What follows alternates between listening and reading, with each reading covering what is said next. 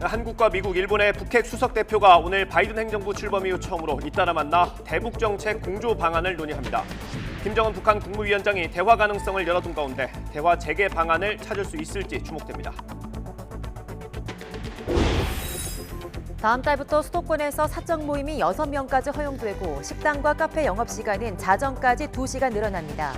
정부는 현행 5단계 사회적 거리두기 체계를 4단계로 완화하는 개편안을 확정했습니다. 거리두기 완화 조치에 따라 새학기부터 모든 학교는 정상 등교하게 됩니다. 정부는 전국적으로 새 환자가 1,000명이 안 되고 특별한 상황이 없다면 정상 수업한다는 계획입니다. 민주당이 휴일인 어젯밤 지도부 회의를 열었지만 경선 연기 논란에 매듭짓지 못하고 내일 다시 의원총회를 열기로 해 갈등이 고조될 전망입니다. 대선 출마 공식화를 앞둔 윤석열 전 검찰총장이 대변인 사태와 엑스파일 논란 등 연이은 악재에 주춤하는 가운데 다른 야권 대선 주자들은 본격적인 새 결집에 나서고 있습니다. 병원 수술실에 CCTV를 설치하는 법안을 두고 여야 공방이 이어지는 가운데 YTN 여론조사 결과 국민 10명 중 8명은 CCTV 설치에 동의하는 걸로 나타났습니다. 지지 정당이나 이념 성향에 관계없이 찬성 의견이 훨씬 많았습니다. 이천 쿠팡 물류센터 화재를 진압하다 순직한 고 김동식 구조대장의 연결식이 오늘 엄수됩니다. 닷새째 잔불 제거 작업 중인 화재 현장에서는 오늘 건물 전체에 대해 정밀 안전 진단 뒤 조만간 합동 감식을 진행할 방침입니다. 여러분 안녕하십니까? 6월 21일 굿모닝 YTN 시작합니다. 네, 우리나라와 미국, 일본의 북핵 수석 대표가 오늘 바이든 행정부 출범 이후 처음으로 만나서 대북 정책에 대해서 논의합니다. 김정은 북한 국무위원장이 대화 가능성을 열어둔 입장을 내놓은 가운데 한미일 3국이 대화 재개 방안을 찾을 수 있을지 주목됩니다. 김도원 기자입니다. 성김 미 국무부 대북특별대표의 방안을 계기로 한미일 3국 북핵 수석대표 간 협의가 잇따라 열립니다. 오전 한미 협의에 이어 한미일이 만나고 오후에는 한일 협의가 진행됩니다. 이번 협의는 공교롭게도 대화 가능성을 열어둔 김정은 북한 국무위원장의 메시지가 나온 직후 열려 주목됩니다. 김 위원장이 직접 대화를 비중 있게 언급한 건 재작년 4월 이후 처음으로 통일부는 전보다 절제되고 유연한 메시지라고 평가했습니다. 다만 미국은 특별한 평가 없이 외교에 열려 있다는 원론적 입장만 내놔 온도차가 엿보입니다. 한미일 대표들은 협의에서 김 위원장의 발언에 대한 분석과 평가를 공유할 것으로 보입니다. 다만 이번 협의 일정 자체는 북한과 무관하게 정해진 것으로 알려졌습니다. 외교부 당국자는 지난달 한미 정상회담에서 논의한 대북 정책의 후속 조치 마련에 이번 협의에 중점을 두게 될 거라고 설명했습니다. 한미일 3국 간 동맹 공조를 통해 북한 문제를 푼다는 미국 메시지를 재확인하고 동시에 한국 정부로부터 북한 관련 대화 돌파구 전략을 성취하려는 의도가 아닌가 해석해 볼 수 있을 것 같습니다. 판문점 선언과 싱가포르 선언에 기초한다는 공감대에 이어 대화 재개 분위기를 조성하기 위한 방안을 마련하는 게 관건입니다. 북한은 미국의 적대 정책 철회를 요구하고 있고 코로나19 확산도 극도로 경계하고 있어 쉽게 대화에 응할 가능성은 낮아 보입니다. 그렇다고 미국이 선제적인 양보를 할 상황도 아니어서 비핵화 협상 재개를 위한 묘수를 찾을 수 있을지 관심입니다. YTN 김도원입니다. 쿠팡 물류센터 화재 진압 과정에서 순직한 경기 광주소방서 소속 고 김동식 구조대장의 연결식이 오늘 엄수됩니다. 김동식 대장의 유해는 국립현충원에 안장됩니다. 홍민기 기자의 보도입니다. 생사를 넘나드는 위급한 순간 자신보다 동료를 먼저 내보낸 고 김동식 구조대장. 화재 현장에서 실종된 지 48시간 만인 지난 19일 입구를 50m 남겨두고 숨진 채 발견됐습니다. 경기도는 김 대장을 순직 처리하고 경기도청장으로 장례를 치르기로 했습니다. 이재명 경기도지사가 장임위원장을 맡고 유가족과 동료 소방관 등 90여 명이 참석할 예정입니다.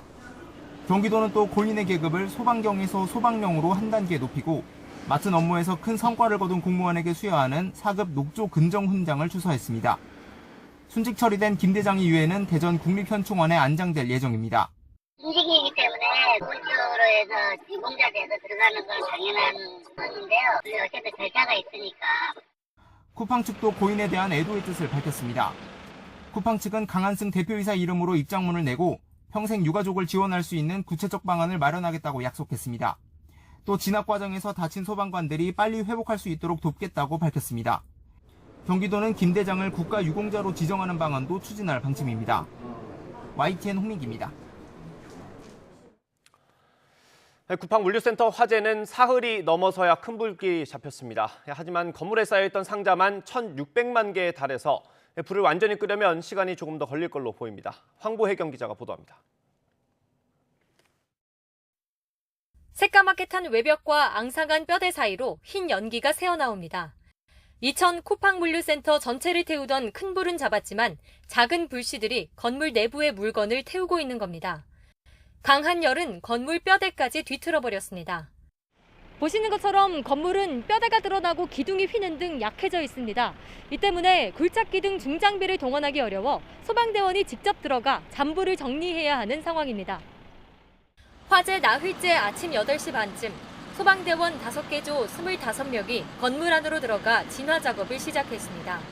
아직 안전 진단이 다 끝나지 않아 안전이 확보된 지하 2층과 지상 1, 2층에만 들어갔습니다. 택배 상자나 비닐 등 적재물을 하나씩 뒤집어보며 남은 불씨를 직접 제거한 것으로 전해졌습니다. 하지만 물류센터 전체에 있던 상자만 1,600만 개에 달해 완전 진화에는 시간이 더 걸릴 것으로 보입니다. 이제 이게 한번 불이 나서 무너져 내린 안에 불씨가 담아져 있는 거라 이제 인력으로서 헤쳐가면서 불을 끄는 그런 상황이거든요. 그러다 보니까 그 군데군데 계속 쌓여 있는 불씨를 헤치고 꺼야 되니까 시간이 좀 장시간으로 소모가 될 수밖에 없는. 소방당국은 불이 더 번질 가능성은 크지 않고 건물 붕괴 위험도 적다고 밝혔습니다. 다만 추가 진화 작업을 위해 건물 전체를 대상으로 정밀 안전진단에 나설 예정입니다. 경찰과 소방 등 관계기관은 불이 완전히 꺼진 다음에 합동 감식에 나설 예정이라고 밝혀 화재 원인 등에 대한 본격적인 조사도 곧 시작될 것으로 보입니다. YTN 황보혜경입니다.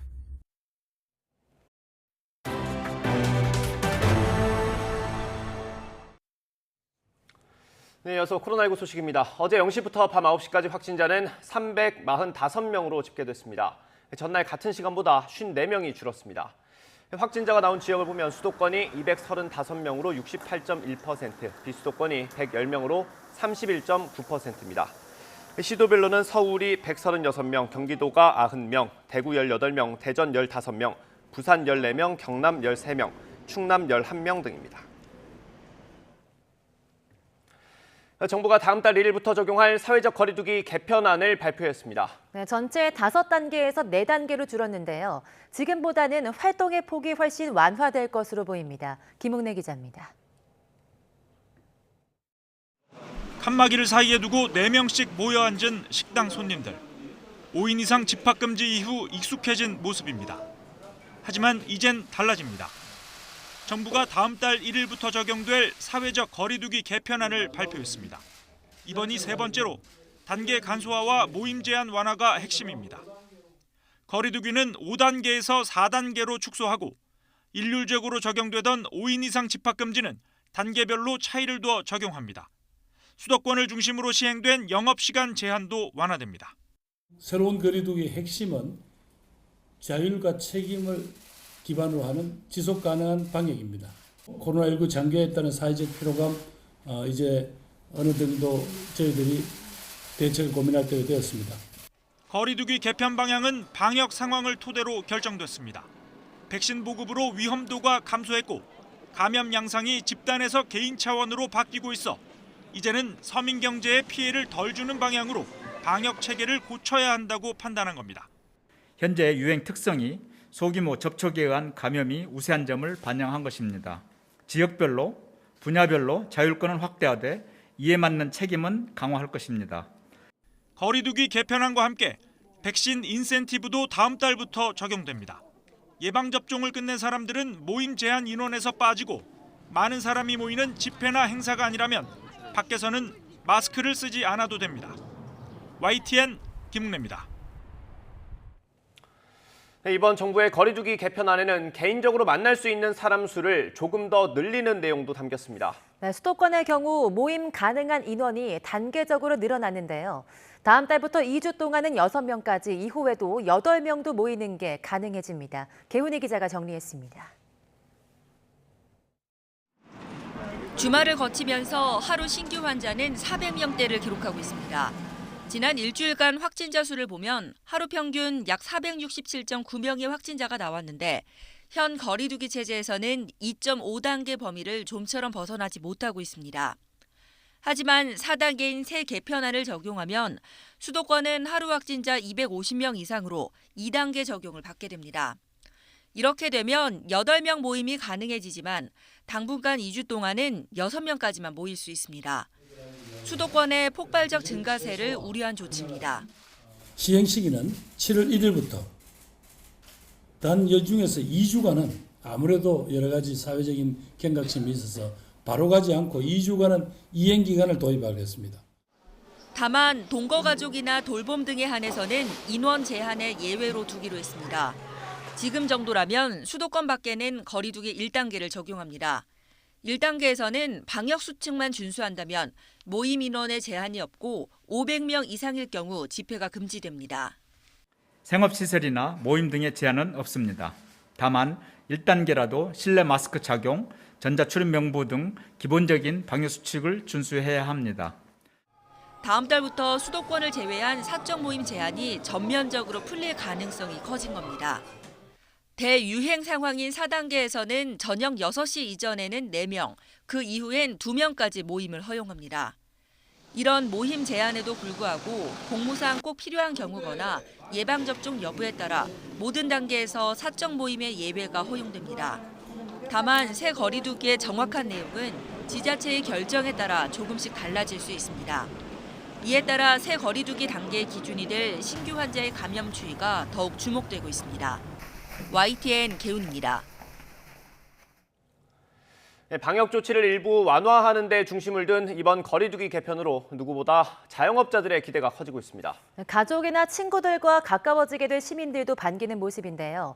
7월부터 백신 접종자 혜택이 추가되면서 여기에 대한 관심도 높아지고 있습니다. 보도에 정현우 기자입니다. 제가 나와 있는 이곳 홍대거리, 주말 점심시간이 되면서 갈수록 인파가 늘어나는 모습입니다. 하지만 밤 10시가 되면은 사람들이 한 번에 빠져나가는 모습도 쉽게 볼 수 있는 곳인데요.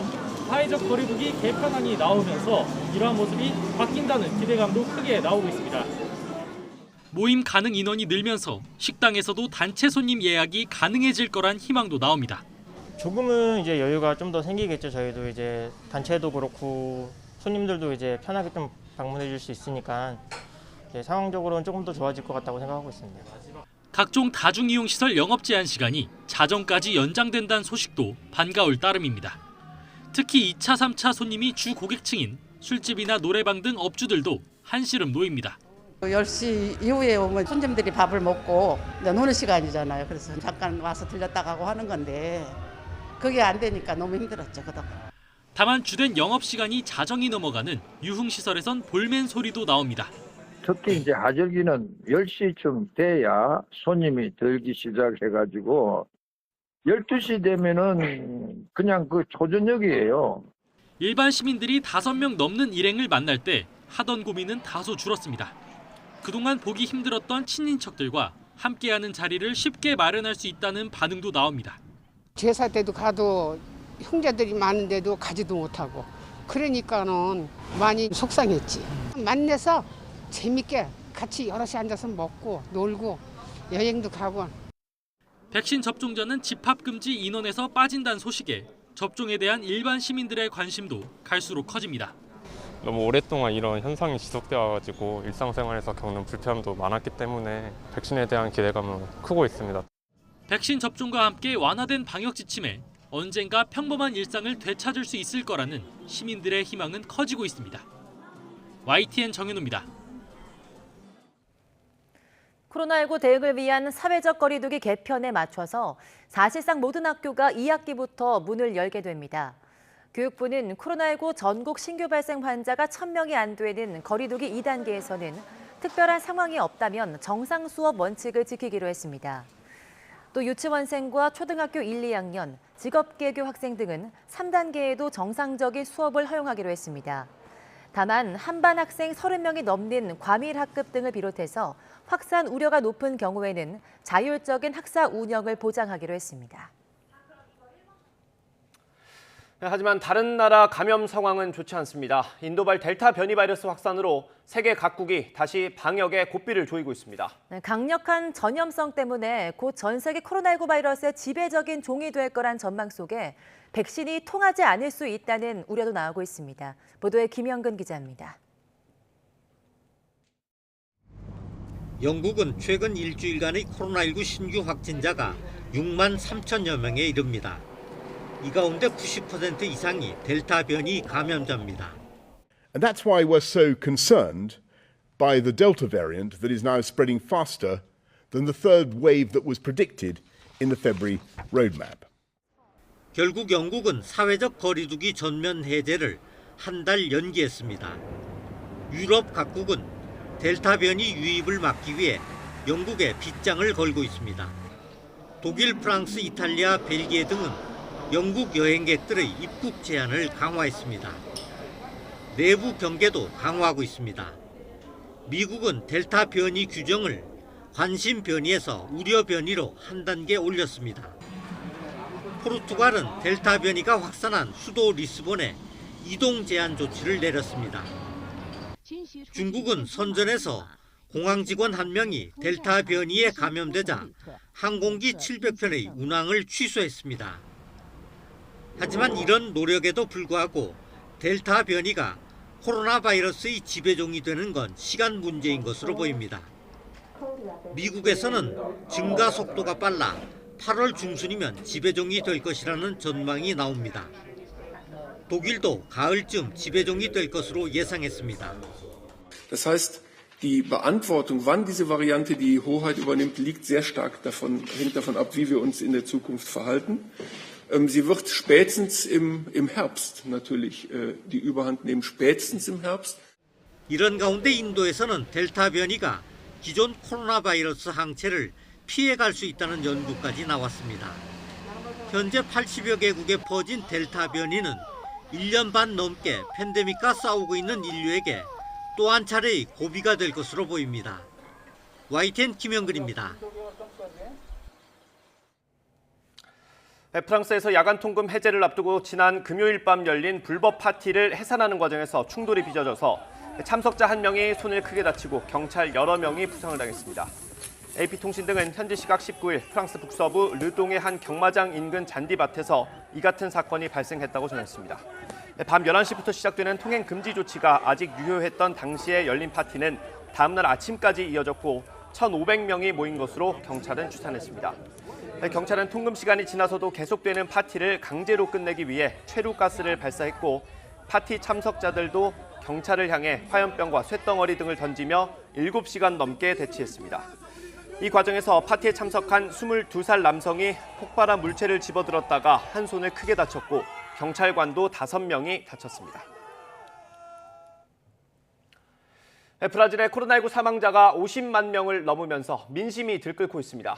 네, 수도 브라질리아와 최대 도시 상파울로, 리우데자네이루 등에선 시민 수천 명이 정부를 규탄하는 시위를 벌였습니다. 김진호 기자입니다. 리우데자네이루 거리가 시위 인파로 가득 찼습니다.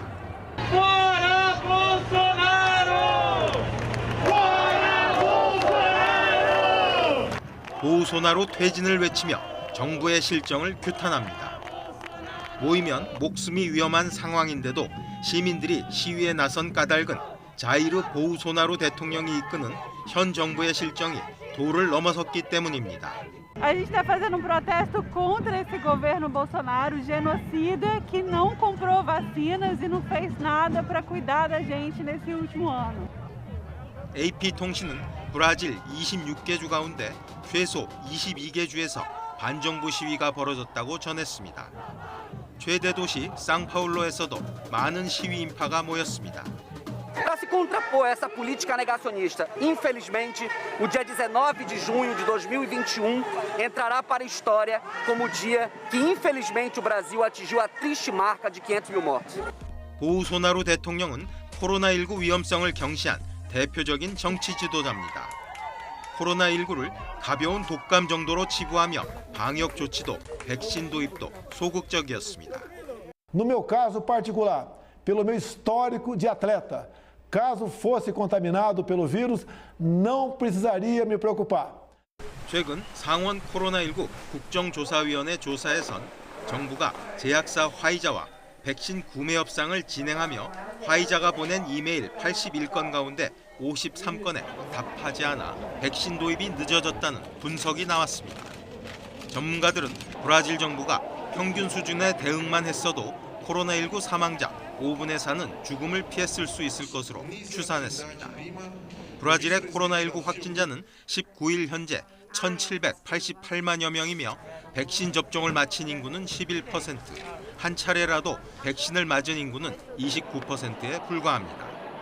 YTN 김준호입니다.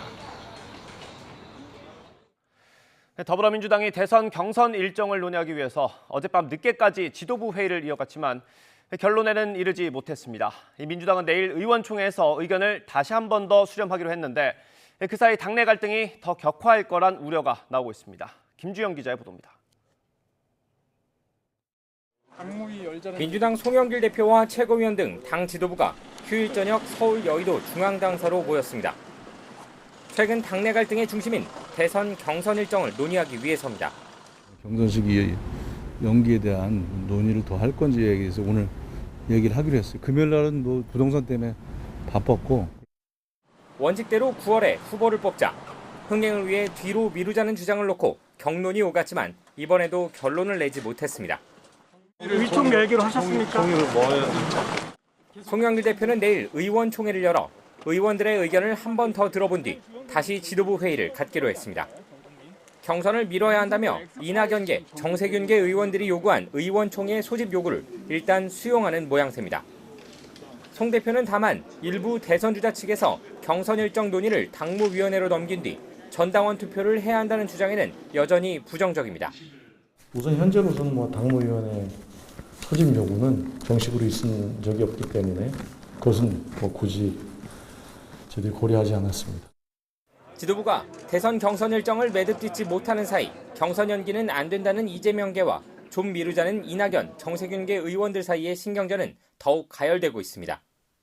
이런 가운데 민주당은 우선 대선 경선 기획단 공동단장으로 재선의 강훈식 의원을 내정했고 다른 공동단장 1명에 대한 인선도 살피고 있습니다. 또 대선 경선 선거관리위원장은 5선의 이상민 의원이 맡기로 했습니다. 일단 대선 경선 체제는 시동을 걸겠다는 건데 경선 일정 문제가 제대로 결론에 도달할지는 미지수입니다. YTN 김주영입니다.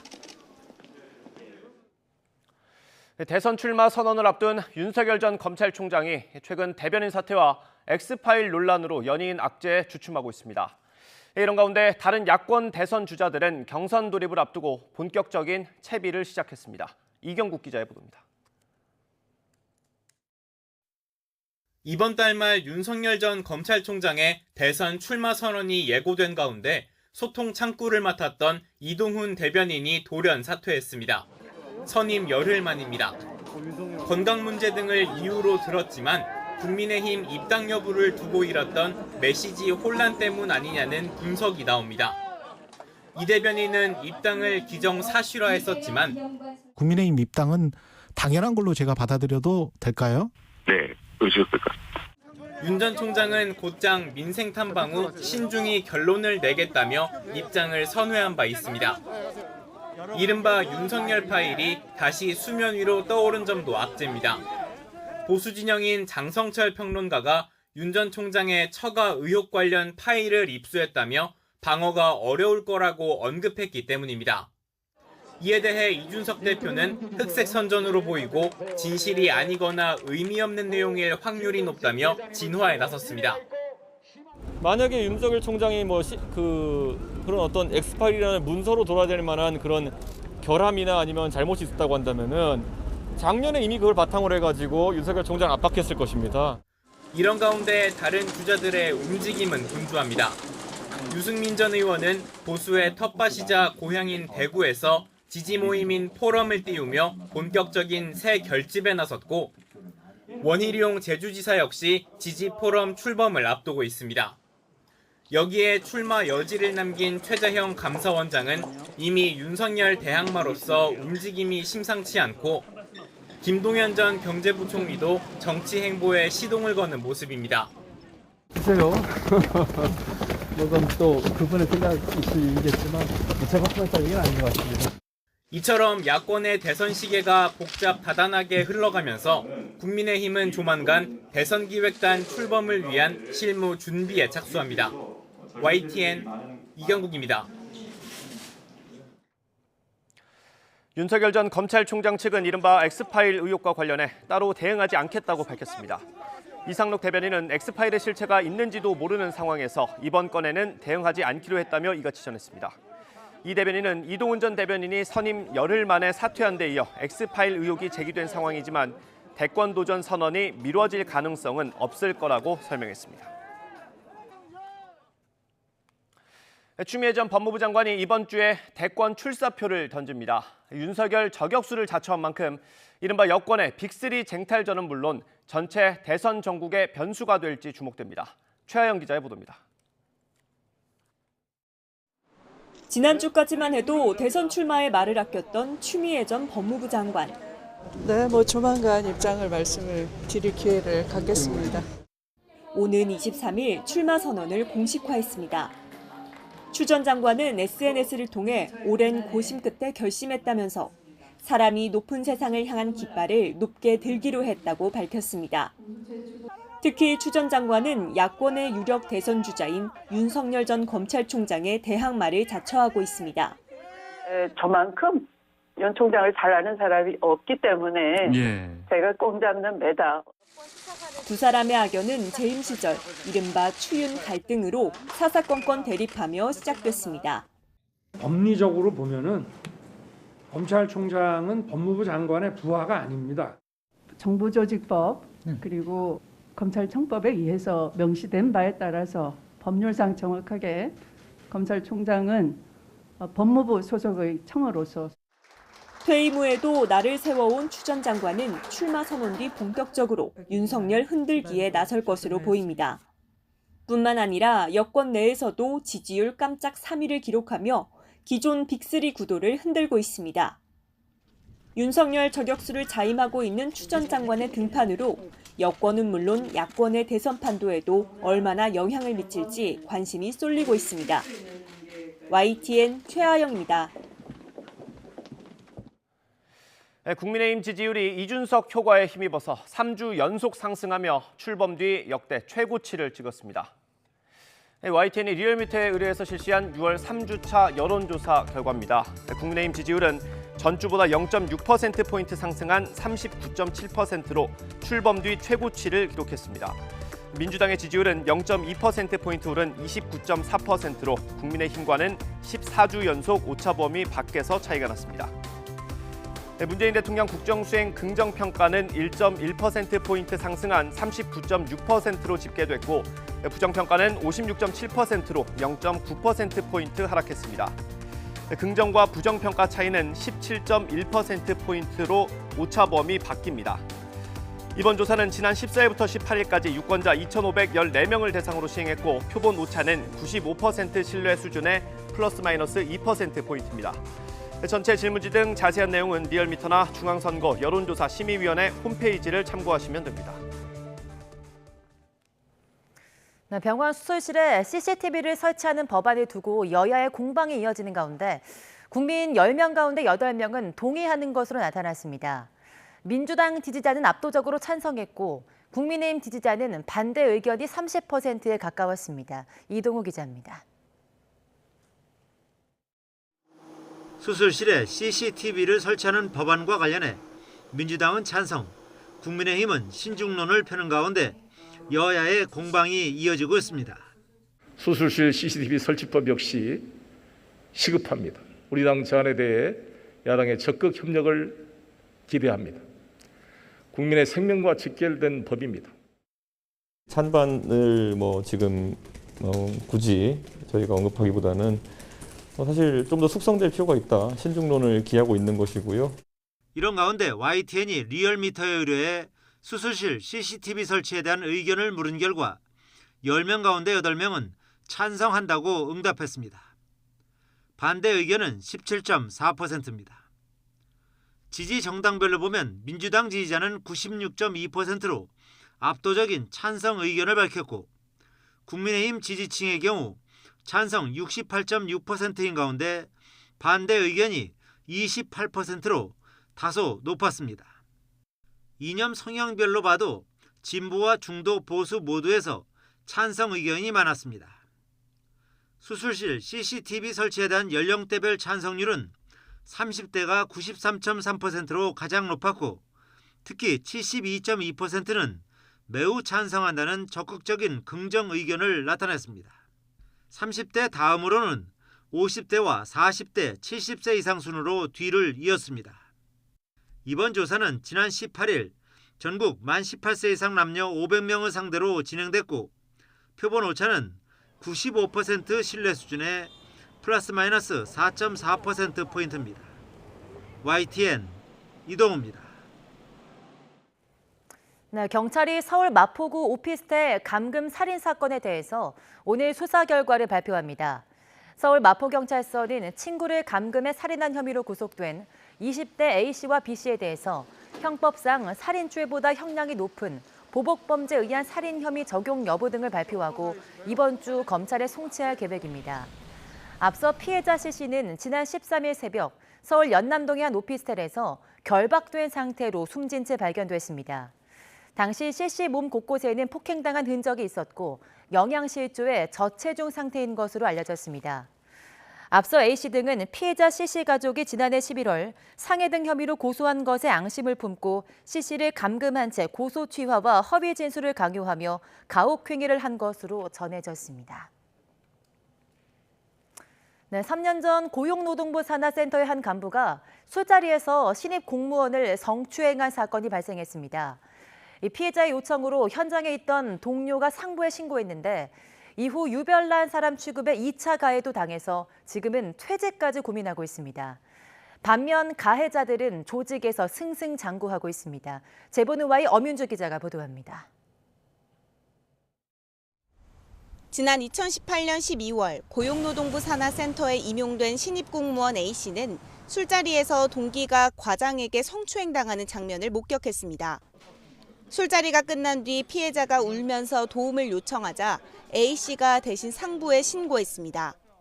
큰 일이라고 생각을 해서 신고를 했고 그리고 이제는 예전이랑 많이 달라졌다고들 하잖아요. 그래서 그래도 어쨌든 뭔가 있겠지. 어쨌든 그 사람이 수혜할 만한 뭔가 절차가 진행되고.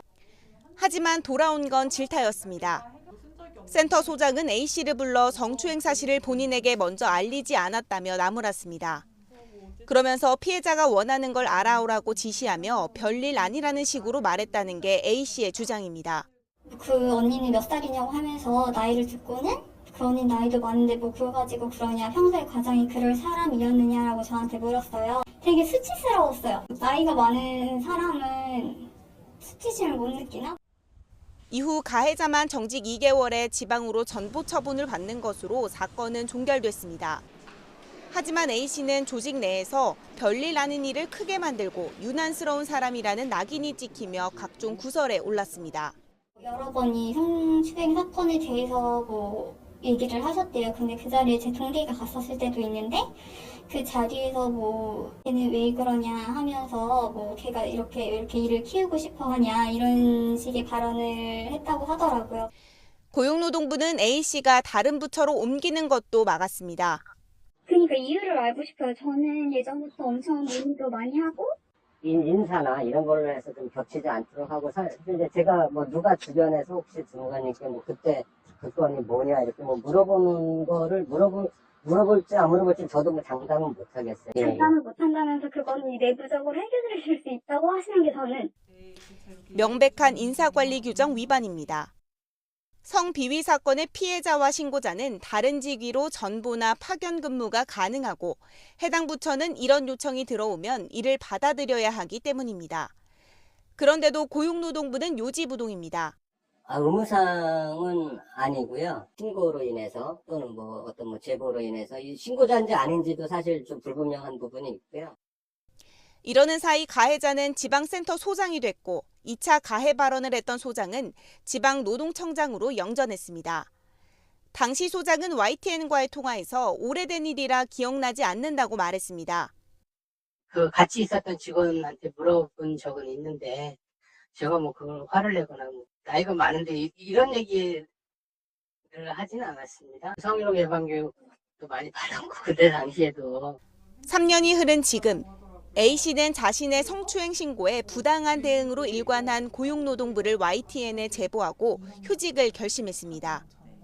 배신감? 그냥 제가 일하는 곳에 대한 그냥 배신감이랑 애정이 전혀 없어요. 전출이 안 되면은 정상적으로 다닐 수 없다는 거를 알고 있기 때문에 그냥 휴직을 하거나 퇴직을 할까 생각하고 있습니다. YTN 엄윤주입니다. 김부겸 국무총리는 공정거래위원회 고위공무원의 낯설 폭행 사건과 관련해서 공직기강 확립 차원에서 총리실이 직접 조사하고 결과에 따라 엄정하게 조치할 것을 부처에 요청하겠다고 강조했습니다. 김 총리는 어제 정부 서울청사에서 열린 코로나19 중대본회의에서 최근 공직자가 불미스러운 사건을 일으킨 데 대해서 국무총리로서 국민께 송구하게 생각한다며 이같이 밝혔습니다. 그러면서 공직자는 국민의 공복이라며 흐트러짐이 없어야 하며 위기를 극복하는 전사로서의 사명감에도 흠이 있어선 안 된다고 강조했습니다. 네, 한국전력이 다음 달부터 석 달간의 3분기 전기요금에 적용되는 연료비 조정액을 오늘 발표할 예정입니다. 한전은 연료비를 3개월 단위로 전기요금에 반영하는 연료비 연동제에 따라 정부와의 사전 협의를 거친 요금 조정 단가를 공개할 계획입니다. 정부는 유가와 LNG 등 원료 가격이 가파른 오름세이지만 공공물가 상승을 자극한다는 우려가 더욱 크다고 판단할 경우에는 2분기처럼 요금 인상에 제동을 거는 유보 권한을 발동할 수 있습니다. 하지만 정부가 이번에도 유보 권한을 결정할 경우 연료비와 연동시킨 합리적인 요금책이란 명분으로 도입한 새 제도가 초기 단계부터 무용지물이 됐다는 비판에 직면할 수 있습니다. 네, 2018년 9.13 대책 이후 발표된 부동산 대책이 20여 차례가 넘을 만큼 규제가 복잡해지면서 은행에서 주택담보대출을 받았다가 약정을 어겨 대출을 강제로 뱉어내고 신용등급도 떨어지는 대출자가 약 700명에 이르고 있습니다. 금융권에 따르면 KB국민, 신한, 하나, 우리, NH농협 5대 은행에서 3월 말 기준으로 가계주택담보대출 약정 위반 계좌 수는 모두 676개로 집계됐습니다. 위반 대출 잔액은 621억 원으로 나타났습니다.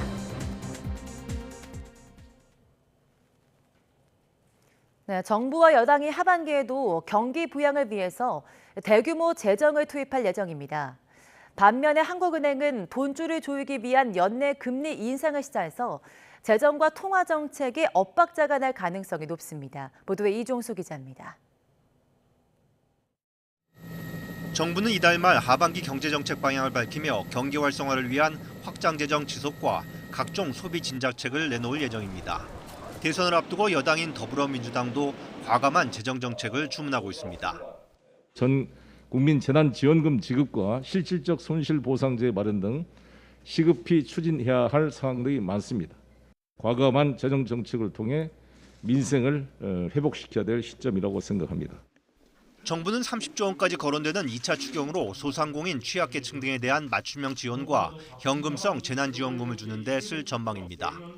정부는 금년 반드시 고용 회복과 포용 강화가 동반되는 완전한 경제 회복을 위하여 2차 추경 예산 편성을 검토할 것입니다.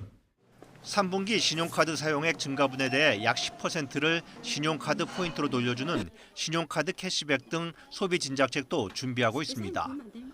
반면에 중앙은행인 한국은행은 인플레이션과 자산시장 과열 해소를 위해 돈줄 조이기를 준비하며 연내 금리 인상 가능성을 시사했습니다.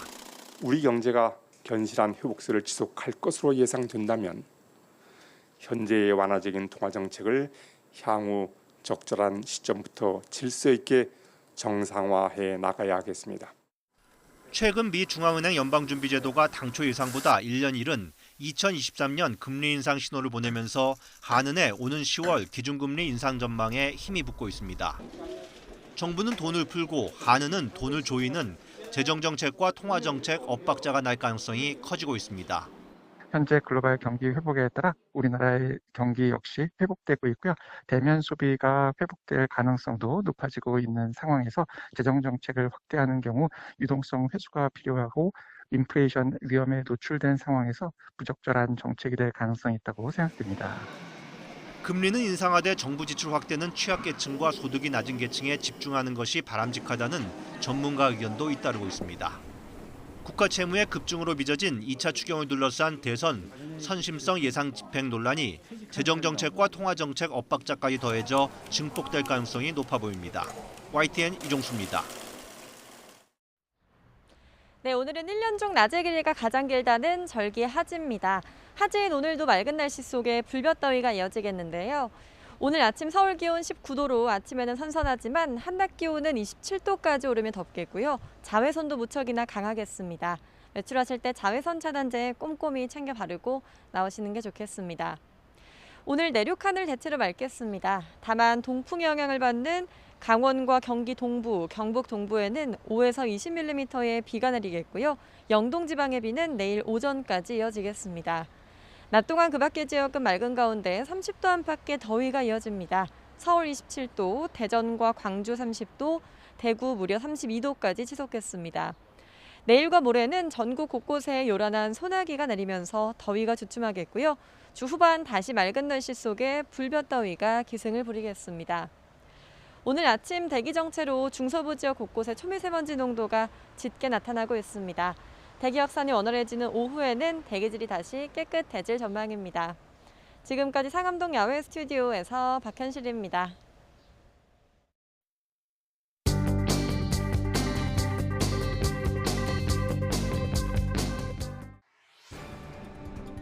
새 거리두기 개편안이 나왔습니다.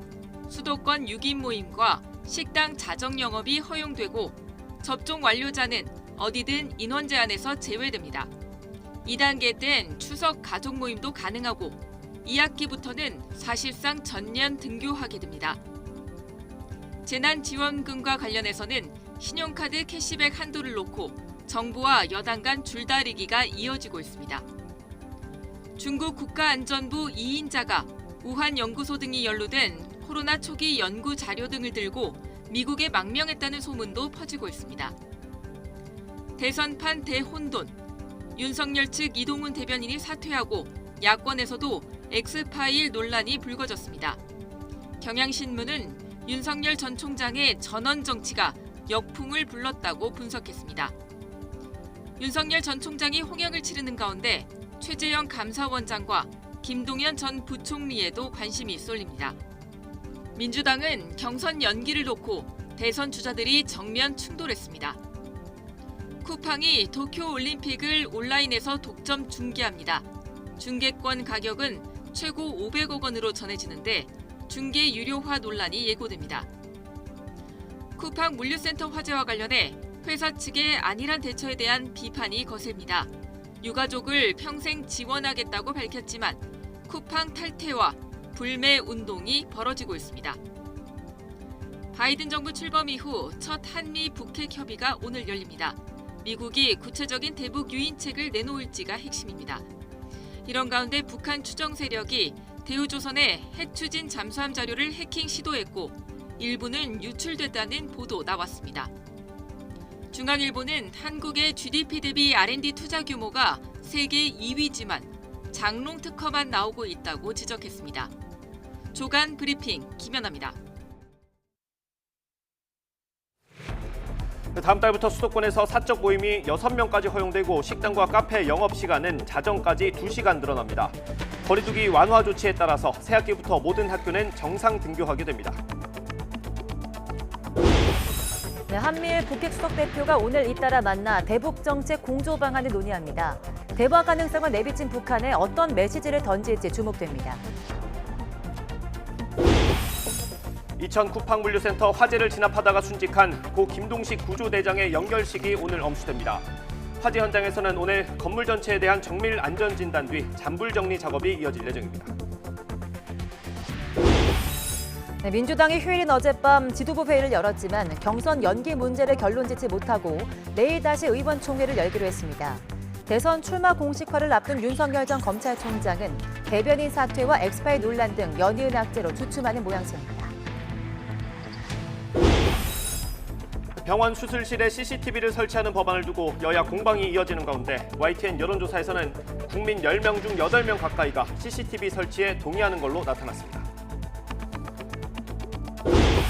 메이저리그 토론토 류현진이 볼티모어와의 원정 경기에서 7이닝 1실점에 완벽에 가까운 투구로 시즌 6승을 달성했습니다. 네, 굿모닝 YTN 여가입니다. 코로나19 확진자가 어제 0시부터 밤 9시까지 345명으로 집계됐습니다. 전날 같은 시간보다 54명이 줄었습니다. 확진자가 나온 지역을 보면 수도권이 235명으로 68.1%, 비수도권이 110명으로 31.9%입니다. 시도별로는 서울이 136명, 경기도가 90명, 대구 18명, 대전 15명, 부산 14명, 경남 13명, 충남 11명 등입니다.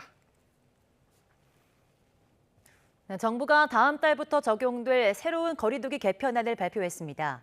거리두기는 현행 5단계에서 4단계로 간소화되고 사적 모임 인원과 다중 이용시설 운영 제한이 크게 완화됩니다. 개편안에 따라 수도권에서는 새 거리두기 2단계, 그 외 지역에서는 1단계 방역 조치가 각각 적용될 것으로 보입니다. 5인 이상 사적 모임 금지 조치가 완화됐는데 다만 수도권에서는 2주간의 유예 기간을 두기로 해서 다음 달 14일까지 2주간은 6명까지, 그 이후로는 8명까지 모임이 허용됩니다. 이번 거리두기 조정으로 가장 많이 달라진 건 다중이용시설을 지금보다는 편하게 이용할 수 있다는 겁니다. 네, 2단계에도 자정까지 영업이 가능하고 4단계에서도 클럽 등을 제외하고는 집합금지 조치를 취하지 않기로 했습니다. 박기환 기자입니다. 코로나19 사태가 시작된 뒤 가장 고통받은 건 자영업자들이었습니다. 영업시간 제한과 집합금지 등으로 사실상 문을 닫아야 했던 시간이 많았기 때문입니다. 서민들 입장에서는 끝이 안 보이는 거죠. 벌써 1년 이상 어떤 변화없는 정책으로, 그죠? 정책이 잘못됐다면 수정을 하고 현장에 나와서 실사를 하고 이래야 되는데. 이번 개편안은 이런 자영업자들의 고통을 줄이기 위한 방안이 담겼습니다. 식당과 카페, 노래방은 2단계에서도 자정까지 영업할 수 있습니다. 자영업자들을 가장 힘들게 했던 집합 금지 조치는 3단계까지는 모두 사라집니다. 대유행인 4단계에서 클럽과 홀덤펍 등 유흥시설에만 집합금지 조치가 내려집니다. 영업시간 등을 풀어주는 대신 책임은 더 커졌습니다. 방역수칙을 어겼을 땐 손실보상금과 재난지원금 대상에서 제외되고 2가지 수칙 이상을 어겼거나 2번 이상 위반했을 경우 집합금지 조치가 내려질 수 있습니다. 반대로 그동안 집단 감염 사례의 17%를 차지했던 종교시설에 대해선 방역지침이 더 강해집니다. 1단계에서도 수용인원의 50%로 입장을 제한하고 백신 접종자 이외에는 성가대 등도 운영할 수 없습니다. 2단계부터는 모임과 식사, 실내 행사가 제한되는데 실외 행사는 3단계까지만 허용됩니다.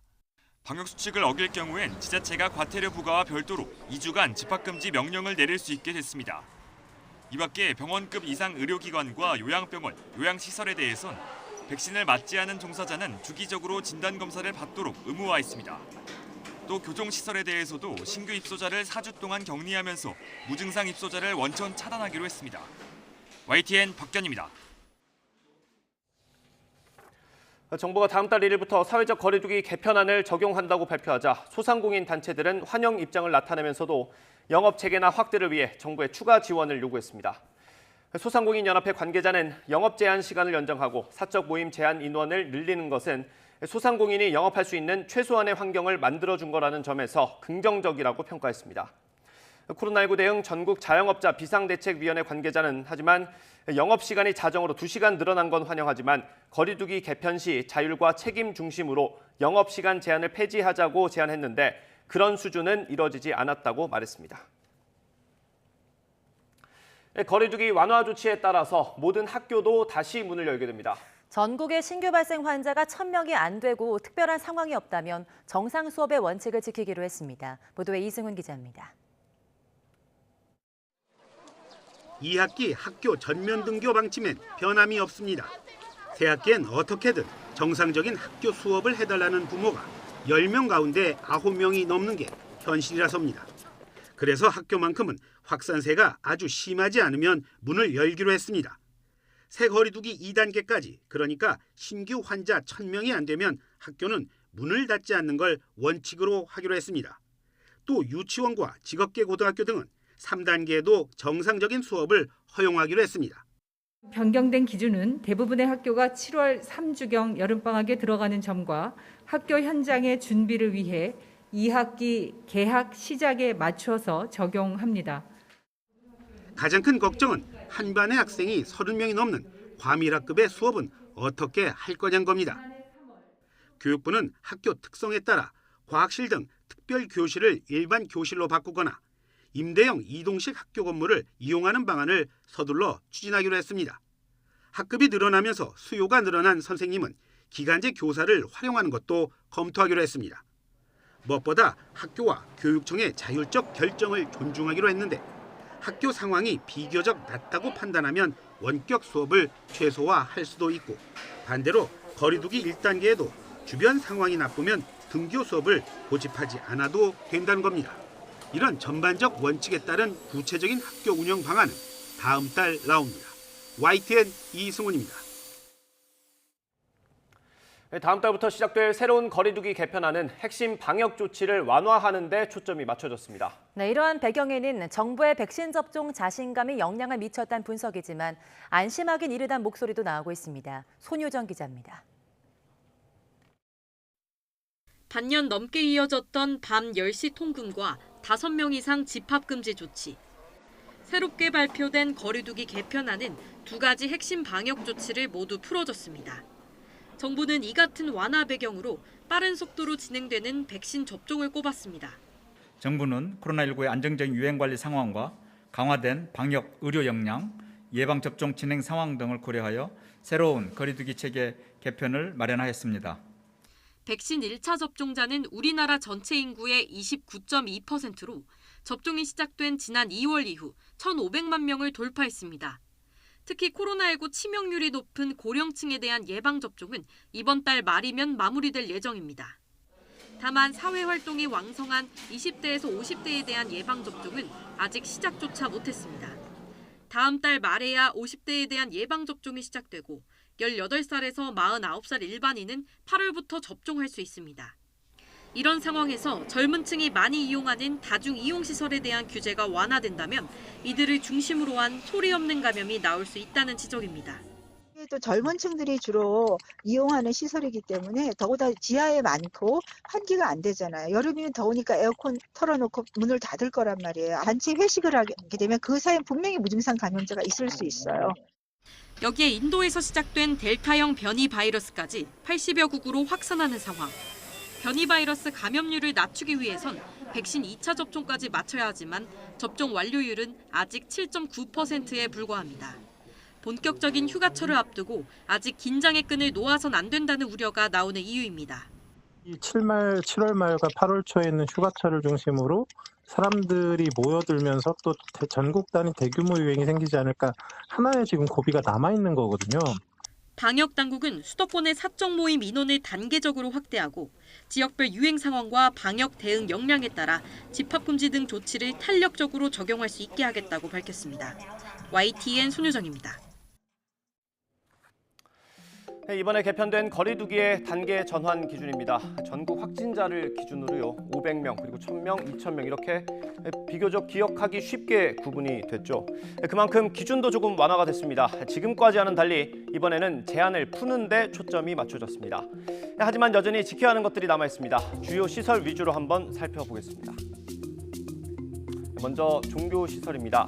1단계에서도 예배 인원이 제한됩니다. 수용 인원은 이렇게 갈수록 줄어들게 되고요. 모임과 식사는 자제하는 게 권고가 되는데 2단계부터는 아예 금지가 됩니다. 특히 성가대 같은 경우에 이게 침이 많이 튈 수 있기 때문에 아예 금지가 됩니다. 헬스장 같은 실내 체육시설 한번 보겠습니다. 면적당 인원 제한이 있습니다. 2단계부터는 이 인원이 조금 더 줄어들죠. 3단계에서는 샤워실을 쓸 수가 없고요. 격렬한 운동도 못하게 됩니다. 다음 PC방입니다. 1단계에서 PC방에서 친구랑 같이 앉는 건 가능합니다. 하지만 2단계부터는 좌석을 하나씩 띄어서 앉아야 합니다. 게임하면서 라면 먹는 거 여전히 안 됩니다. 다만 좌석별로 칸막이가 있다면 이런 제한을 받지 않을 수 있습니다. 영화관이나 공연장도 PC방과 비슷합니다. 2단계부터는 같이 온 사람이 아니면 좌석을 띄워야 하고요. 음료수는 마실 수 있지만 팝콘은 아직 먹을 수 없습니다. 지금 오늘 설명해드린 것 외에도 우리가 어디서나 마스크를 썼던 것처럼 지금까지 해오던 것들을 당분간은 꼭 지키셔야 합니다. 이 시설들 외에 자주 이용하는 곳의 수칙을 알고 싶으시다면 보건복지부 홈페이지에서 확인하실 수 있습니다. 네, 코로나19 백신 접종의 성과를 바탕으로 마스크 착용을 비롯한 모든 방역 조치를 해제했던 이스라엘에서 일부 학교를 중심으로 집단 감염이 잇따르고 있습니다. 이에 따라 당국은 일부 학교에 다시 마스크 착용을 지시하는 한편 집단 감염이 발생한 것으로 추정되는 행사 참가자들에게는 격리 명령을 내렸습니다. 현지 시간 20일 예루살렘 포스트 등 현지 언론에 따르면 이스라엘 보건부는 이날부터 중부의 모딘 마카빔 레우트와 북부 비냐미나 지역 학교에 대해서 마스크를 착용하도록 명령했습니다. 이들 지역의 학교에서는 이날부터 실내는 물론 실외에서도 마스크를 써야 합니다. 또 보건부는 지난 17일 북부 도시 베샨에서 열린 한 문화행사 참석자들에게 격리를 명령했습니다. 네, 중국에서는 공항에서 일하는 사람이 델타 변이 바이러스 감염자로 확인되면서 항공기 700편의 운항을 취소했습니다. 중국은 백신을 10억 회분 넘게 접종했지만 변이 바이러스의 등장에 긴장하고 있습니다. 베이징에서 강성웅 특파원이 보도합니다. 화웨이와 텐센트 등 대표적인 중국 IT 업체들이 몰려있는 광둥성 선전시. 지난 금요일 선전공항에 있는 식당 직원 21살 주모 씨가 코로나19 확진 판정을 받았습니다. 기존 바이러스보다 전파력이 60% 빠른 델타 변이 바이러스에 감염된 것으로 확인됐습니다. 중국 당국은 감염자 주 씨의 동선을 파악해 주변 거주자들까지 샅샅이 핵산 검사를 실시했습니다. 组织对朱某、肖某活动轨迹经过的部分街道和社区开展大规模核酸检测. 여기에 그치지 않았습니다. 하루 사이에 선전공항을 오가는 항공기 700편의 운항을 취소했습니다. 전파력이 빠른 델타 변이 바이러스가 다른 지역으로 번지는 것을 차단하기 위해서입니다. 48시간 내에 받은 코로나19 음성 검사서가 없으면 공항 내 출입도 못하게 했습니다. 선전시 당국은 꼭 필요한 경우가 아니면 선전을 떠나지 말라고 권고했습니다. 공항은 물론 기차역과 버스 터미널에도 같은 조치가 내려졌습니다.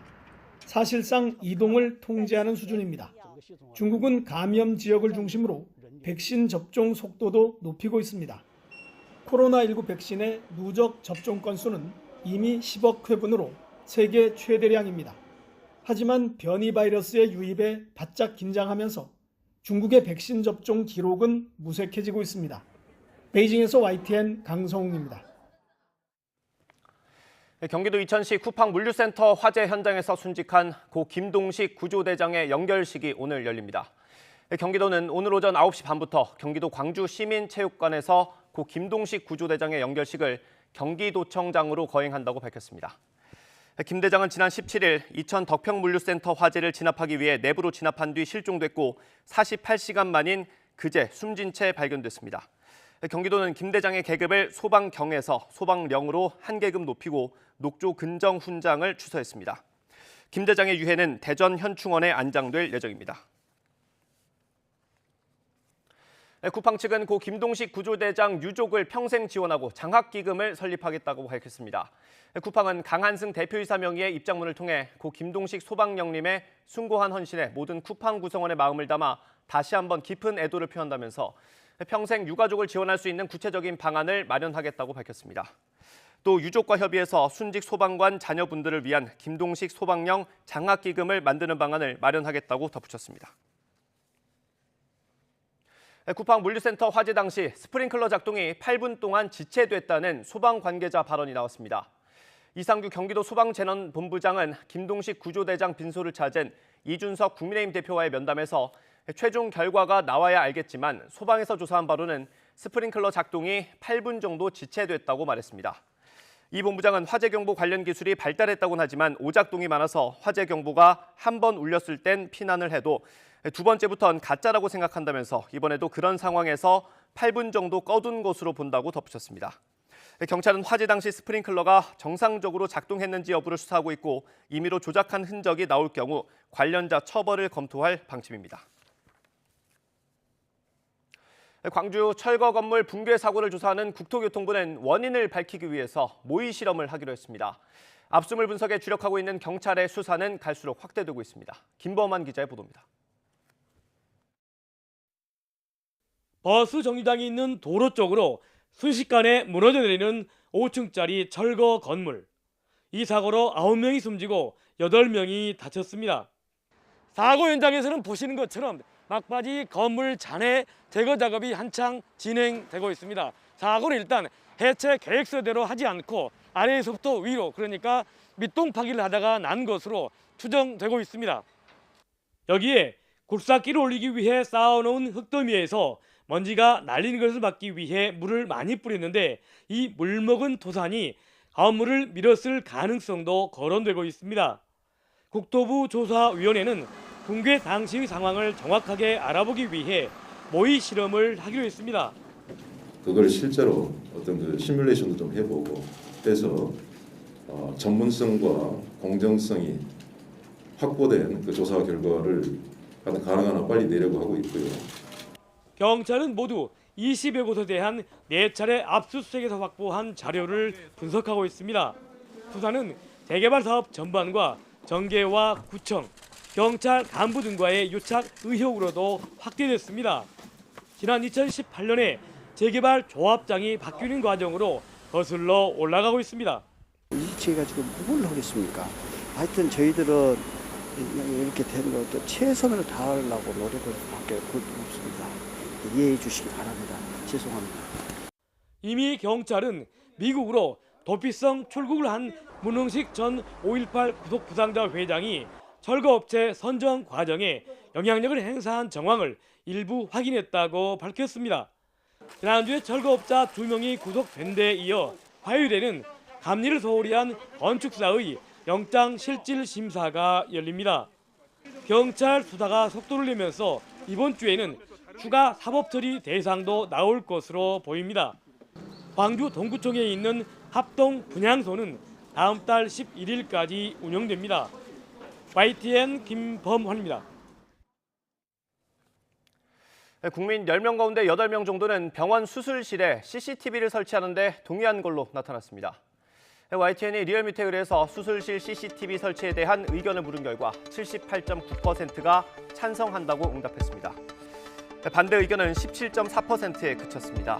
지지 정당별로 보면 민주당 지지자가 96.2%로 압도적인 찬성 의견을 밝혔고 국민의힘 지지층의 경우 반대 의견이 28%로 평균보다 높았지만 역시 찬성한다는 답변이 우세했습니다. 이념 성향별로 봐도 진보와 중도, 보수 모두에서 찬성 의견이 많았습니다. 수술실 CCTV 설치에 대한 연령대별 찬성률은 30대가 93.3%로 가장 높았고 특히 72.2%는 매우 찬성한다는 적극적인 긍정 의견을 나타냈습니다. 30대 다음으로는 50대와 40대, 70세 이상 순으로 그 뒤를 이었습니다. 이번 조사는 지난 18일 전국 만 18세 이상 남녀 500명을 상대로 진행됐고 표본 오차는 95% 신뢰 수준의 플러스 마이너스 4.4%포인트입니다. 네, 대화와 대결 모두 준비돼 있어야 한다. 오늘 한미일 북핵 특보단 회의에서는 김정은 국무위원장의 이 같은 발언들이 중요하게 다뤄질 전망입니다. 북한의 속내, 대화 의지를 가늠할 중요 기준이 되기 때문인데요. 네, 김 위원장의 발언이 나온 노동당 중앙위 전원회의는 당 간부 100명 정도가 모여서 북한의 행사나 중요 전략을 결정하는 자리인데요. 네, 북한이 식량난을 이례적으로 공개 언급한 부분도 대화 재개의 명분을 쌓기 위한 포석이란 분석도 나오고 있습니다. 북한으로서는 불문율입니다. 과거 같으면 이런 공개를 할 수가 없는 것이죠. 이 어려운 상황들을 공개했다는 것은 결국 외부를 향해서 북한의 어려운 국면 상황들이 이렇게 어려우니 미국이 또 한국이 또는 주변 국가들이 좀 더 북한이 나올 수 있는 환경을 만들어준다. 네, 북한의 변화 조짐이 감지된 상황에서 정부는 대화 재개를 위해서 일본과 미국을 최대한 설득할 것으로 보이는데요. 네, 문재인 대통령 역시 최근 국제사회의 한반도 평화 프로세스 재가동을 위해서 국제사회 협력을 강하게 요청하고 있습니다. 이 내용은 백종규 기자가 보도합니다. 문재인 대통령은 유럽 순방 일정에서 각국 정상들을 만날 때마다 한반도 평화 프로세스 진전에 대한 강력한 의지를 밝혔습니다.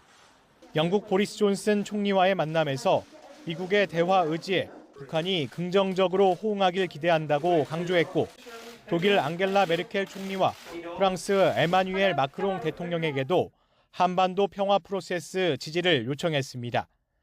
오스트리아 국빈 방문에서는 글로벌 백신 허브를 강조하면서 자연스레 대북 백신 협력 의지를 보이기도 했습니다. 북한도 당연히 협력 대상이 됩니다.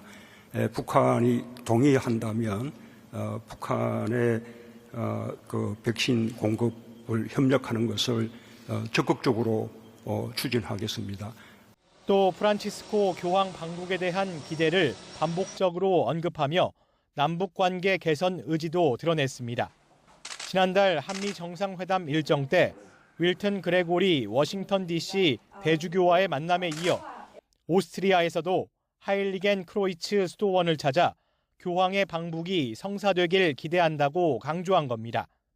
교황님의 방북을 성사시키기 위한 최적의 여건들이 지금 만들어져 가고 있고, 이 여건들이 성숙이 되어서 그런 결과로 도출이 되기를 소망하고 저희들은 바라고 있습니다. 남북관계 진전 의지가 반영된 문 대통령의 행보가 이어지면서 청와대도 북한의 행보를 주시하는 한편 조심스럽지만 희망 섞인 기대감을 나타내고 있습니다. 특히 방한 중인 성김 미국 국무부 대북특별대표가 서훈 국가안보실장 등 청와대 외교안보라인과 대북 조율에 나설 예정인 가운데 문 대통령과의 만남이 성사될지도 주목됩니다. 문 대통령의 이런 외교적 노력이 남은 임기 동안 북한을 대화 테이블로 이끌어내 한반도 평화 프로세스 재가동이라는 성과로까지 이어질 수 있을지 관심이 쏠리고 있습니다. YTN 백종규입니다. 네, 이란의 차기 대통령의 보수 강경파인 에브라임 라이시 후보가 당선되면서 중동 지역의 긴장감이 높아지고 있습니다. 앙숙 관계인 이스라엘은 이란이 핵 무장에 속도를 낼 것이라며 핵시설 군사 공격 가능성을 경고하고 나섰습니다. 박경석 기자입니다. 이스라엘 연정 출범 후 열린 첫 강요회의. 극우 성향의 베네트 신임 총리는 이란 대통령에 당선된 에브라임 라이시 후보를 이란 정치범 수천 명의 목숨을 빼앗은 테헤란의 사형 집행인이라고 비난했습니다. 이어 살인자 정권이 이끄는 이란의 핵무장을 용납할 수 없다고 강조했습니다. A regime of brutal hangmen must never be allowed to have weapons of mass destruction that will enable it to not to kill thousands but millions. Israel's position will not change on this. 이와 관련해 이스라엘 국방부는 이란 핵시설에 대한 군사적 공격을 포함해 모든 옵션을 고려하고 있다고 경고했습니다. 긴장이 고조되고 있는 가운데 현지 시각 20일 오스트리아 빈에서 열린 이란 핵합의 보건회의는 구체적 성과를 내지 못하고 중단됐습니다. 이란과 마주 앉은 영국, 프랑스 등 6개 나라는 향후 회의 재개 일정도 잡지 못했습니다. 이란 핵합의는 지난 2015년 이란이 이들 6개 나라와 맺은 협정입니다. 이란은 핵 개발을 중단하고 서방은 경제 제재를 풀어주는 내용입니다. 하지만 2018년 미국이 탈퇴를 선언하고 이란도 우라늄 농축에 나서면서 협정은 파기됐습니다. 최근 합의안 복원을 위한 논의가 이루어지고 있지만 라이시 후보의 당선이 걸림돌로 작용할 것이란 우려가 나오고 있습니다. 협상이 지지부진하면 이란이 우라늄 농축 비율을 높이는 등 강경책을 꺼내들 가능성도 배제할 수 없기 때문입니다. YTN 박경석입니다. 정치권 소식입니다. 더불어민주당 최고위원회가 어젯밤 심야 비공개 회의를 열고 당내에서 벌어지고 있는 경선 연기 논란과 관련해 내일 의원총회를 열기로 결론 내렸습니다. 내일 진행될 의총은 찬성과 반대 의견을 가진 의원들이 발표를 한 뒤 자유토론을 진행하지만 표결은 예정돼 있지 않은 것으로 전해졌습니다. 또 의원총회 이후 가능한 이른 시간에 최고위 회의를 다시 열어서 경선 일정 논의를 진행하기로 했습니다. 네, 국민의힘 이준석 대표는 이른바 윤석열 엑스파일에 대해서 진실이 아닌 내용을 담고 있거나 크게 의미가 없는 내용일 가능성이 큰 것으로 판단했다고 밝혔습니다. 이 대표는 서울 강남역 인근에서 청년들과 자유토론 행사를 마친 뒤 기자들과 만나 관련 내용을 본 적은 없지만 엑스파일로 불릴 정도의 결함이 있었다면 정부가 이미 작년에 그것을 바탕으로 윤 전 총장을 압박했을 것이라며 이같이 말했습니다. 윤석열 전 검찰총장 측은 이른바 엑스파일 의혹과 관련해 따로 대응하지 않겠다고 밝혔습니다. 이상록 대변인은 엑스파일의 실체가 있는지도 모르는 상황에서 이번 건에는 대응하지 않기로 했다며 이같이 전했습니다. 이 대변인은 이동훈 전 대변인이 선임 열흘 만에 사퇴한 데 이어 엑스파일 의혹이 제기된 상황이지만 대권 도전 선언이 미뤄질 가능성은 없을 거라고 설명했습니다. 더불어민주당은 대선 경선 관리를 맡은 선거관리위원장에 5선 이상민 의원을 임명했습니다. 또 재선의 강훈식 의원이 대선 경선기획단 공동단장을 맡는 방안이 최고위에 보고됐고 다른 공동단장 후보도 조만간 발표하기로 했습니다. 국민의힘 대외협력위원장에 사선의 권영세 의원이 내정됐습니다. 이준석 대표가 야권 대선 주자들을 국민의힘으로 모아 경선을 치르는 방안을 구상하고 있는 만큼 권영세 의원은 당 밖의 대선 주자들과 당의 소통을 확대하는 역할을 하게 될 것으로 보입니다. 권 의원은 야권 유력 대선 주자로 꼽히는 윤석열 전 검찰총장의 서울대 법대 1년 선배이기도 합니다. 대선 출마설이 제기된 김동연 전 경제부총리가 국민의힘 입당과 관련해 아직 그런 얘기를 할 적절한 때가 아닌 것 같다고 말했습니다. 김 전 부총리는 어제 서울 명동성당에서 노숙자들을 상대로 무료 급식 봉사활동을 하기 전 기자들과 만나 이렇게 밝혔습니다. 이어 더불어민주당 송영길 대표가 자신을 민주당과 더 가깝다고 평가한 데 대해서도 그건 그분의 생각일 것이라고 선을 그었습니다. 금어기가 풀리면서 동해안 대표 어종 오징어 잡이가 활발하게 이뤄지고 있습니다. 네, 평년보다 높은 수온의 어획량도 늘고 있어서 항구마다 모처럼 활기를 띠고 있습니다. 송세혁 기자입니다. 이른 아침 밤새 오징어를 잡은 어선들이 항구로 속속 돌아옵니다. 배마다 싱싱한 오징어들이 가득합니다. 경매가 끝나자마자 오징어를 옮기는 손길이 바쁩니다. 동해안 오징어 잡이는 이달부터 금어기가 풀리면서 본격적으로 시작됐습니다. 보통 하루에 얼마 잡으신다고요? 좀 잡는 배가 한 2,000마리, 3,000마리 정도 됩니다. 코로나19 장기화 속에 극심한 소비 부진으로 침체됐던 수산시장도 모처럼 활기를 되찾았습니다.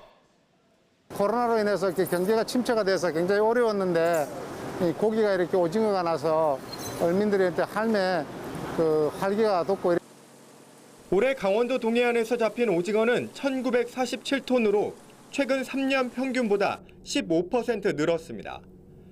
난류성인 오징어가 북상하는 시기인데 동해안 수온이 평년보다 1도 정도 높기 때문입니다. 오징어들이 좋아하는 온도대가 이렇게 형성이 되어야 이제 밀집도가 높아지잖아요.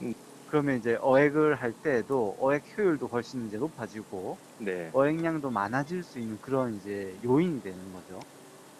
동해안에 형성된 오징어 어장은 다음 달까지 이어질 것으로 전망돼 풍어에 대한 기대도 조금씩 커지고 있습니다. YTN 송세혁입니다.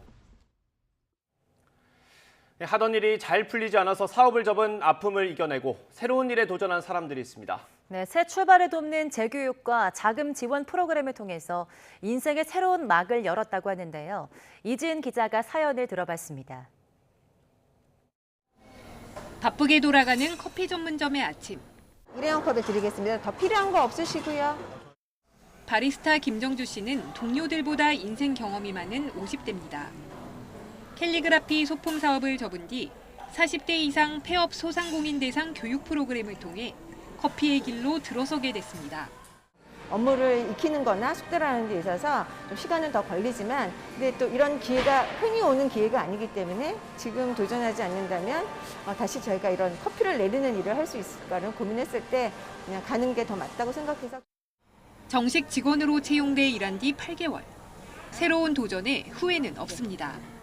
가장 좋아하는 거는 글씨를 쓰는 거지만 이제는 커피를 내리는 것을 부캐로 생각하고 있습니다. 코로나19로 수요가 늘어나는 층간소음 방지 매트 생산 현장. 유아용품 판매 사업을 하다 치열한 경쟁에 접어야 했던 윤경식 대표가 2017년에 창업한 곳입니다. 하지만 새 출발을 위한 도전은 자금 마련 문턱에서부터 막혔습니다. 신용 등급이 낮으니까 일반 은행에서 대출은 좀 어렵고 또 뭐 기본적으로 첫 번째 사업 실패하면서 가지고 있는 자산이나 이런 것들이 없는 상태에서 또 주위에 어쨌든 한번 실패한 사람에 대한 좀 부정적인 시선 같은 것들을 극복하는 게 좀 쉽지 않았습니다. 힘든 과정 끝에 재창업 자금을 빌려 시작한 사업이 자리를 잡으면서 지난해에는 매출 40억 원을 기록했습니다. 이 자금은 폐업 뒤 재창업을 준비하거나 재창업 7년이 지나지 않은 기업이 신청 가능합니다. 또 코로나19가 길어지면서 유동성 위기를 겪는 중소기업을 위한 선제적 구조 개선 프로그램도 등장했습니다. 사전에 구조 개선 계획을 수립하고 정책금융을 미리 지원하는 것이 바로 그러한 프로그램입니다. 신규 대출이나 만기 연장 그리고 금리 인하 같은 그러한 혜택을 우리 채권단은행하고 같이 협업을 해서 지원을 하고요.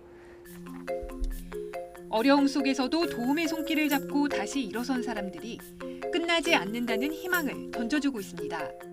주어진 상황에서 새로운 기회들을 발견하면서 또 도전하는 마음으로 새롭게 하다 보면 또 새로운 기회들이 더 충분히 있을 거라고 생각을 합니다. YTN 이지은입니다. 충북 제천시가 국내 지자체 가운데 처음으로 열기구를 이용한 관광 사업을 추진하고 있습니다. 이르면 내년 4월부터 열기구를 하늘에 띄워서 제천 지역을 한눈에 볼 수 있을 것으로 보입니다. 이성우 기자입니다.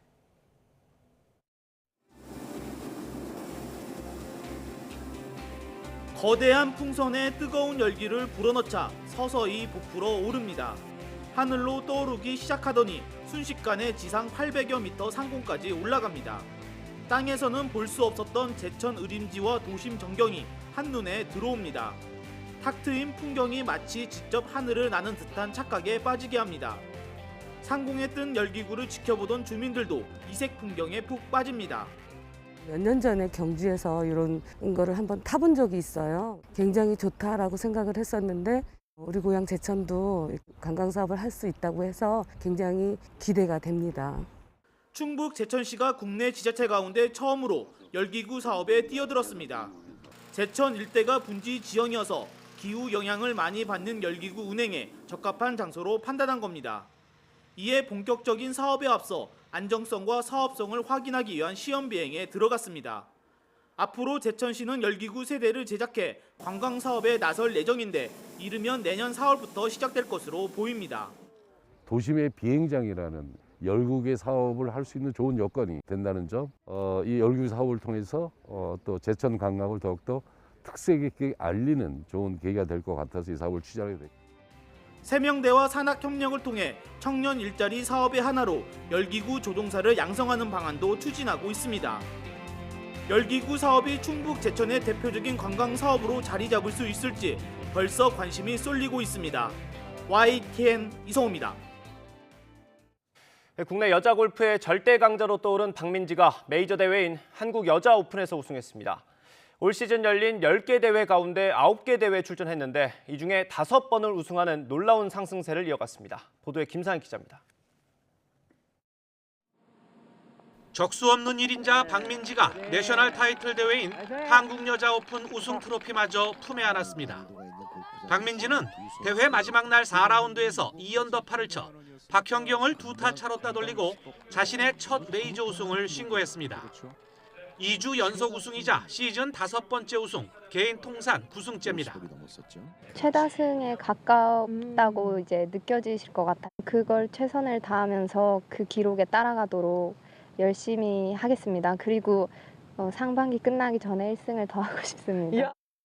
3위권을 일찌감치 10타차 가까이 밀어내 박민지와 박현경의 1대1 매치 플레이처럼 진행된 경기의 승부는 16언더파 공동 선두를 달리던 마지막 18번 홀에서 갈렸습니다. 박현경이 티샷 실수로 보기를 범하는 사이 박민지는 두 번째 샷을 홀 바로 앞에 붙인 뒤 버디를 낚아 스스로 완벽한 승리를 마무리했습니다. 17언더파로 이 대회 최저타 우승 타이 기록도 작성한 박민지는 올 시즌 열린 10개 대회 중 9개 대회에 출전해 절반이 넘는 5개 대회에서 우승했습니다. 사실 그냥 조용히 하고 있으려고 했는데 미스샷이었어요. 저는 중계탑을 받고 세게 치면서 약간 엎어 들어갔어요. 살짝 왼쪽으로 당겼을 뿐 공은 잘 맞긴 했는데 아마 핀을 봤으면 해저드로 빠졌을 것 같아요. 시즌 두 번째 메이저 우승을 노렸던 박현경은 박민지의 폭풍 질주에 막혀 2주 연속 우승 문턱에서 좌절해야 했습니다. 우승 상금 3억 원을 보태 시즌 상금 10억 원 돌파를 눈앞에 둔 박민지는 박성현이 갖고 있는 이 부문 최고 기록에 바짝 다가섰습니다. KLPGA 한 시즌 최다승은 2007년 신지혜가 세운 9승. 과연 절대 강자로 떠오른 박민지가 이 기록을 넘어설지 팬들의 관심이 모아지고 있습니다. YTN 김사익입니다.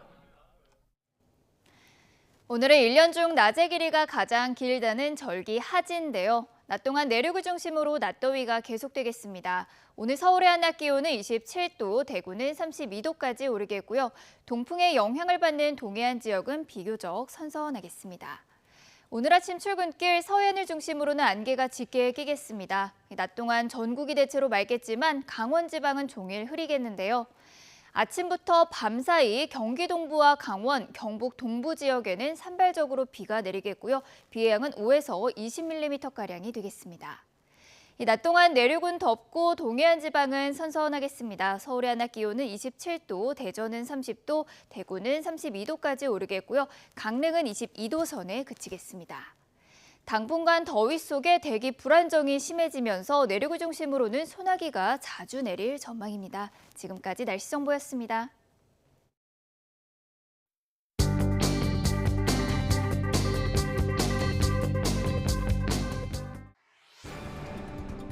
새 거리두기 개편안이 나왔습니다.